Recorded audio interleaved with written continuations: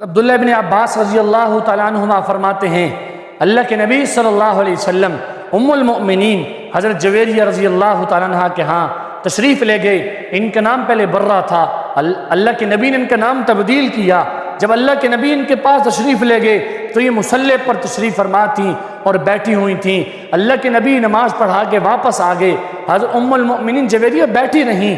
اللہ کے نبی صلی اللہ علیہ وسلم نے فرمایا تم کیا کر رہی تھی؟ انہوں نے عرض کیا یا رسول اللہ میں ذکر اذکار کر رہی تھی۔ آپ نے فرمایا کیا تمہیں میں وہ کلمات یاد نہ کرواؤں کہ اللہ کی تمام مخلوق کے برابر اگر وہ تم کلمات ادا کرو اللہ اجر و ثواب عطا کریں؟ حضرت ام المؤمنین نے عرض کی یا رسول اللہ جی ہاں ضرور آپ بتلائیے گا۔ سنن ابی داود کی حدیث ہے، آپ صلی اللہ علیہ وسلم نے فرمایا سبحان اللہ وبحمدہ عدد خلقہ ورضا نفسہ وزینت عرشہ ومداد کلماتہ